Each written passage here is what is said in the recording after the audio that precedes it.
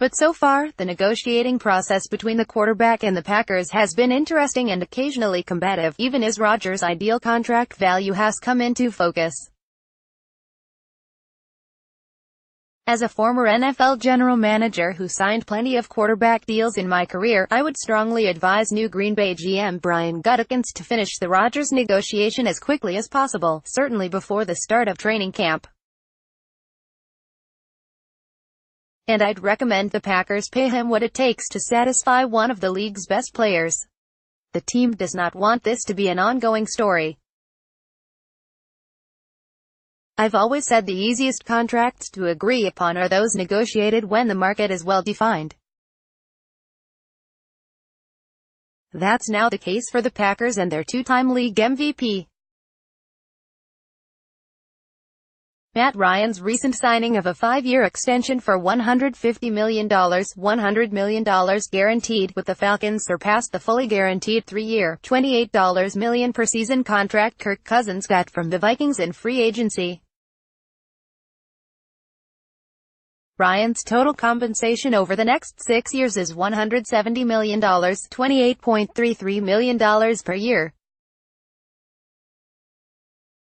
Rodgers is under contract for $42 million in salary and bonuses over the next 2 years, so he's likely to come in around $32 million per year on his extension. He will then take the top spot in the salary scale, at least in terms of guaranteed money and, probably, in average salary, unless Tom Brady decides to no longer give the Patriots their usual discount in a possible extension. More, NFL's 25 highest-paid players. Rodgers is under contract for the next 2 seasons, and then Green Bay could franchise tag him, so the team has leverage. But the smartest move for the Packers would be putting this deal behind them and making their strong-armed, athletic QB happy financially and personally. Rodgers began this offseason finishing his rehab from the broken collarbone that cost him 9 games last season and doomed the Packers to a 7-9 record. He also was in a surly mood after the team released Jordy Nelson to clear salary cap space, and his quarterback coach Alex Van Pelt was fired. Reports in March claimed Rodgers was frustrated and emotional over those decisions, plus a lack of communication from the Packers front office. He also had to be disappointed coach Mike McCarthy did not keep him in the loop. When some speculated ex-Cowboys receiver Des Bryant could wind up in Green Bay, Rodgers said, "I'm paid to play quarterback, so I don't make those decisions. We like young receivers, so I'm assuming that's the way they're going to keep going.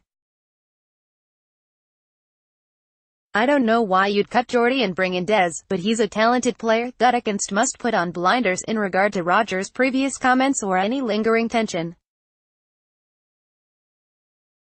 He needs to establish a solid working relationship with the franchise's most important player. It's never a good look when the starting quarterback is taking shots at the team in the media, even if they're subtle and not directly quoted.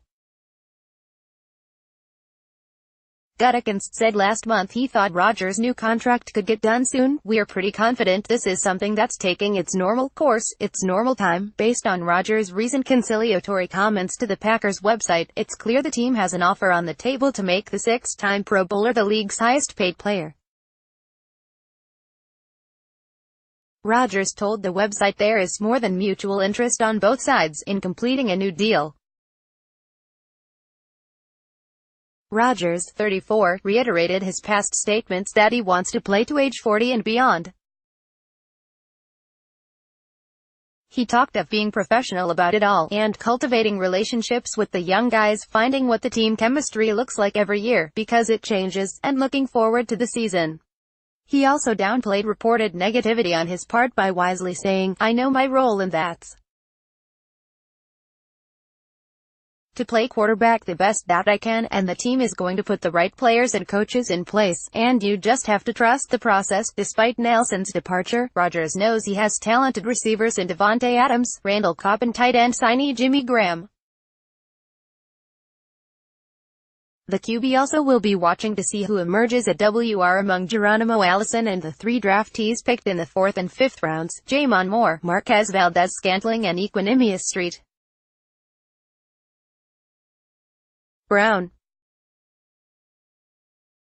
Meanwhile, Gutekunst and Executive VP, Director of Football Operations Russ Ball will continue discussions with Rodgers agent Dave Dunn on contract terms, total dollars, guarantees and incentives for achievements such as winning another Super Bowl.